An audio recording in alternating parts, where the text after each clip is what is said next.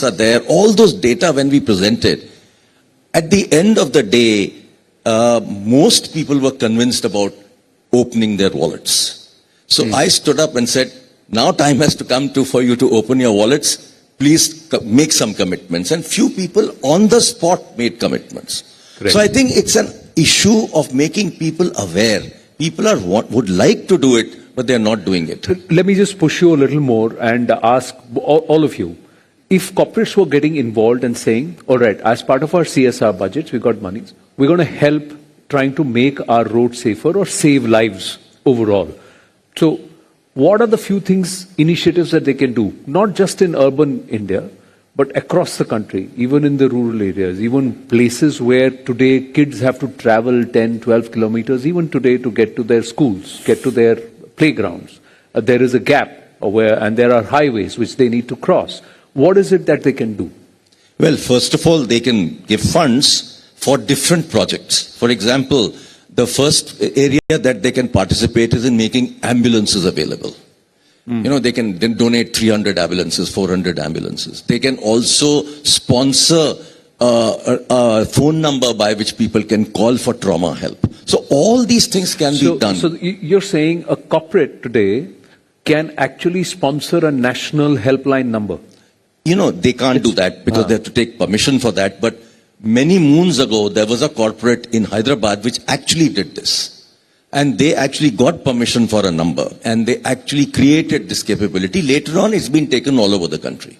So if they put their minds to it, they can get a number which can then be nationalized. And then how to back-end source that number, maintain it and ensure that there are call centers or people who are there who are going to attend it and then link it to the local Interestingly, recently you may have heard that there is a food delivery company that's actually sponsoring ambulances on the spot and delivering ambulances really quickly. Ambulance in so 10 these minutes. kind of things can be done, you know.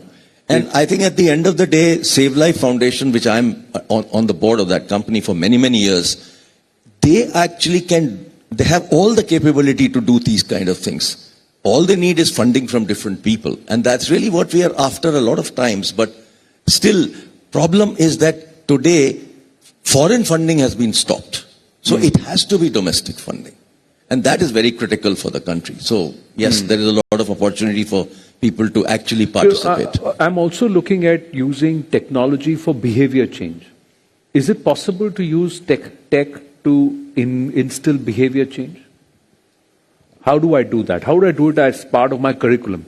Our focus largely is kids, because Amitji has also been saying, and I think I totally agree, from 8th standard, 7th, 8th grade onwards, till the time they're going to get their first ungeared scooter, which they don't need a license for, that's the time when we need to reinforce. How do we use tech? Is it possible to build simulators or games, something which engages them and also perhaps embellishes this aspect? There's probably people on the panel who will give you a better answer than me on this, but where my mind's going with that question is how we very successfully took smoking out of being cool, and how around the world today the millennials and the younger generations think the same of alcohol, is how we can go down with road safety, where it becomes cool to actually be a responsible citizen on the roads, right? AI is going to help in many ways. Automated driving is going to take care of a lot of stupid behavior on the roads, and it'll come to India very soon.